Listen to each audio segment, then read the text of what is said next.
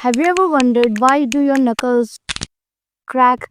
That pop feels really satisfying. But what's really happening inside your hands? Each of your joint is surrounded by a slick liquid called the synovial fluid, helping your bones to move smoothly. It is packed with gases like oxygen and carbon dioxide.